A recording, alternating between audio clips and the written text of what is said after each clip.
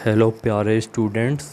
तो बच्चों, पिछले लेक्चर में हमने बात करी थी आपकी केमिकल काइनेटिक्स का इंट्रोडक्शन की, बेसिक इंट्रोडक्शन की। केमिकल काइनेटिक्स क्या है, क्यों पढ़ते हैं, ये सब बातें हमने पिछले लेक्चर में देखी थी। सबसे पहले हमने देख लिया था अगर कोई रिएक्शन हो पा रही है नहीं हो पा रही उसको कौन बताएगा, थर्मोडायनेमिक्स।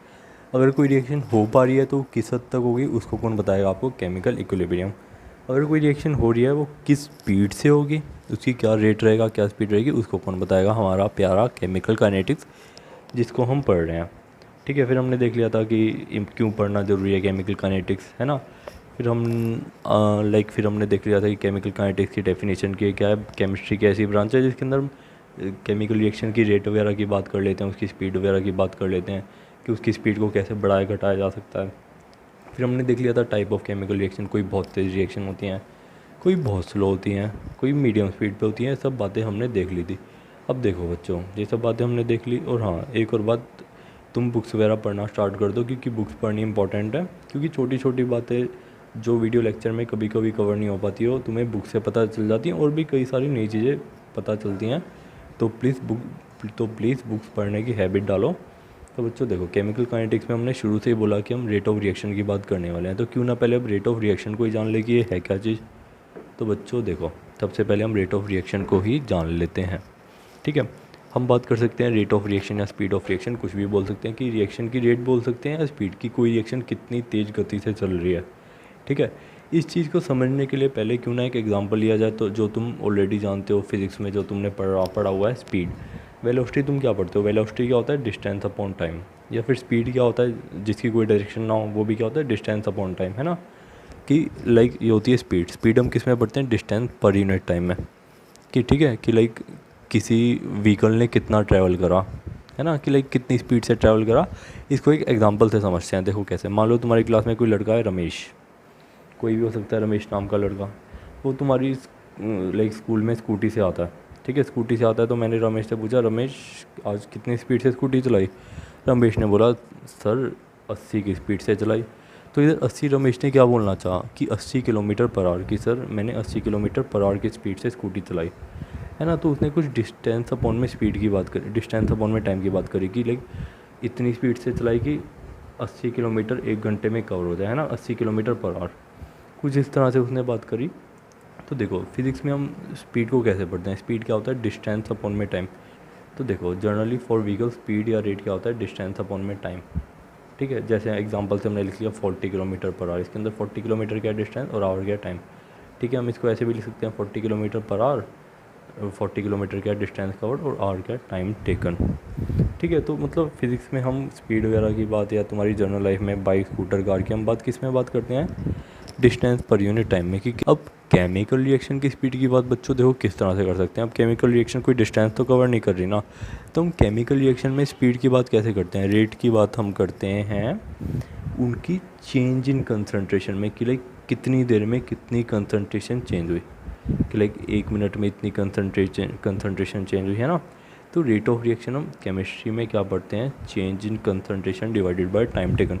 कि किसी भी रिएक्शन के या किसी भी रिएक्टेंट की पर मिनट में कितनी कंसनट्रेशन चेंज हो रही है, उस तरह से हम रेट ऑफ रिएक्शन की बात कर लेते हैं केमिस्ट्री में। ठीक है, उसका सिंपल सा formula change in concentration upon में टाइम टेकन, और कंसनट्रेशन को रिप्रेजेंट करते हैं स्क्वायर ब्रैकेट से, इनको हम क्या बोलते हैं, स्क्वायर ब्रैकेट्स। ठीक है, अब देखो, अब हमें फॉर्मूला तो पता चल गया रेट ऑफ रिएक्शन का कि क्या है, चेंज इन कंसनट्रेशन अपॉन में टाइम टेकन, कि किसी भी रिएक्टेंट की समय के साथ साथ कितनी कंसनट्रेशन बदल रही है ना। तो इसको हम डिफाइन भी कर लेते हैं, it is the change in concentration of any one of the reactant और प्रोडक्ट पर यूनिट टाइम। कि समय के साथ रिएक्टेंट या प्रोडक्ट की कितनी कंसनट्रेशन बदल रही है, उसी को हम क्या बोलते हैं, रेट ऑफ रिएक्शन। फिजिक्स में तो हम बात करते थे कितना डिस्टेंस ट्रैवल कर रहा है, कितना डिस्टेंस कवर कर रहा है, इधर हम बात करेंगे कितनी कंसनट्रेशन चेंज हो रही है समय के साथ। ठीक है बच्चों, तो बहुत ही बढ़िया। अब देखो, मान लो कोई रिएक्शन हो रही है आर से पी, रिएक्टेंट आर से क्या बन रहा है, प्रोडक्ट पी। अब तुम्हें मालूम है कि समय के साथ रिएक्टेंट आर तो कम होता जाएगा, समय के साथ रिएक्टेंट कम होता जाएगा ना, और समय के साथ तुम्हारा प्रोडक्ट बढ़ता जाएगा। या यूँ बोल ले, समय के साथ रिएक्टेंट की कंसनट्रेशन कम होती जाएगी, प्रोडक्ट की कंसनट्रेशन बढ़ती जाएगी, है ना। क्योंकि अभी ज़्यादा धीरे धीरे ख़त्म होता जाएगा, प्रोडक्ट बनता जाएगा। अब बच्चों मान लो एक कोई टाइम है, मान लो जैसे 10 मिनट हो चुके हैं, at time T1, concentration of R क्या है, ये रिएक्टेंट की कंसनट्रेशन ऑफ आर क्या है R1, और कंसनट्रेशन ऑफ प्रोडक्ट क्या है, कंसनट्रेशन ऑफ P क्या है P1। मान लो कोई टाइम है T1, जैसे 10 मिनट लगा लो, मान लो हमने थोड़ी देर बाद देखा, मान लो हमने आधे घंटे बाद देखा एट टाइम T2, किसी दूसरे टाइम पे देखा जिसको हमने बोल दिया T2, हमने देखा कंसनट्रेशन ऑफ आर क्या हो चुकी है R2, कंसनट्रेशन ऑफ P क्या हो चुकी है P2।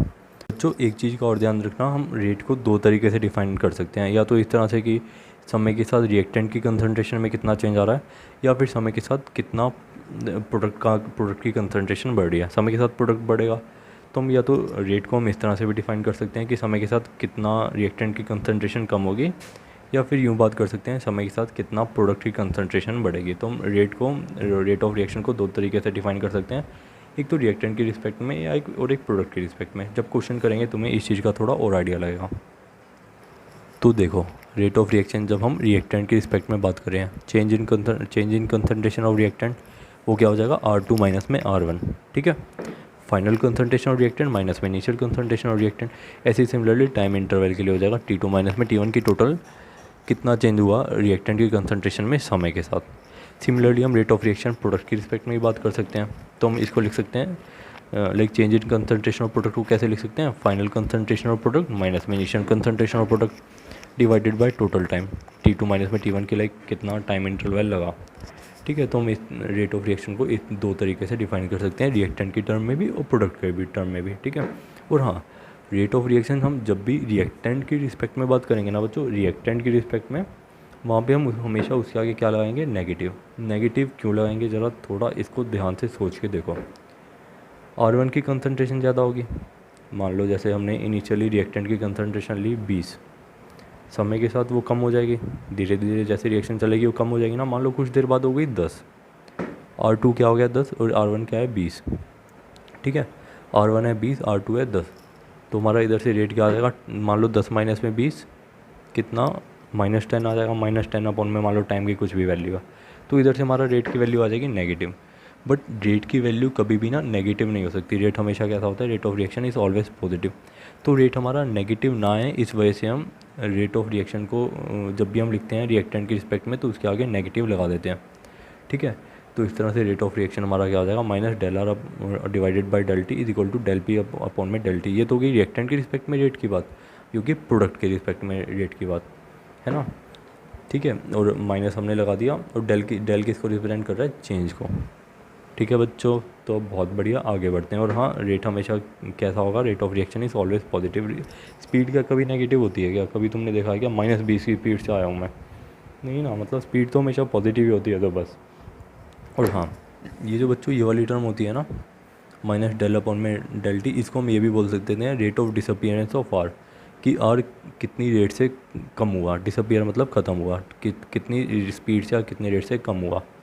और हम ये वाली टर्म को क्या बोल सकते हैं, rate of appearance of P, कि जो पी है हमारा वो कितने रेट से बढ़ा, ठीक है। रेट ऑफ अपीयरेंस भी बोल सकते हैं, rate of formation of P भी बोल सकते हैं, कि जो पी फॉर्म हो रहा है उसका रेट क्या है, इन दोनों टर्म को, ठीक है।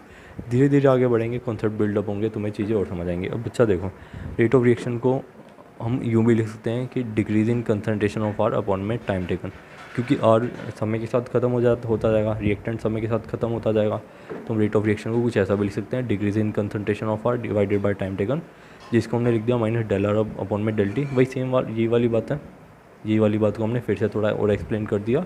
और रेट ऑफ रिएक्शन को हम ये भी लिख सकते हैं, increase in concentration of P divided by time taken, क्योंकि समय के साथ पी की कंसंट्रेशन बढ़ेगी अपॉन में टाइम टेकन। तो इस तरह से रेट को हमने लिख दिया। रेट हमारा ओवरऑल यही मेन है, rate of reaction is equal to -Δr upon में Δt रिएक्टेंट के केस में, और प्रोडक्ट के केस में Δp अपॉन में Δt, ठीक है। अब बच्चों हम बात कर लेते हैं रिएक्शन का केस उठा के कि उनके अंदर रेट क्या होगा, तुम्हें चीज़ें थोड़ी और बेहतर क्लियर होंगी। देखो ज़रा थोड़ा देखो, तो देखो जब मान लो कोई रिएक्शन है जिसके मोल सेम है, जैसे मान लो 1 मोल PCl5 से 1 मोल PCl3 फॉर्म होगा, 1 मोल Cl2 फॉर्म होगा, इसके आगे कोई भी कोफिशिएंट नहीं है, तो हम 1 बोल सकते हैं कि 1 मोल PCl5 से 1 मोल PCl3 फॉर्म हुआ और 1 मोल Cl2 गैस फॉर्म हुई। या इन 1 को जो 1 है ना, इनके आगे 1 को हम स्टोशियोमेट्रिक कोफिशिएंट भी बोल देते हैं, तो हमने लिख दिया when stoichiometric coefficient of reactant are same, reactant and product are same. इधर सबके आगे 1 है ना, तो इस 1 को हम या तो मोल भी बोल सकते हैं, स्टोशियोमेट्रिक कोफिशिएंट भी बोल सकते हैं।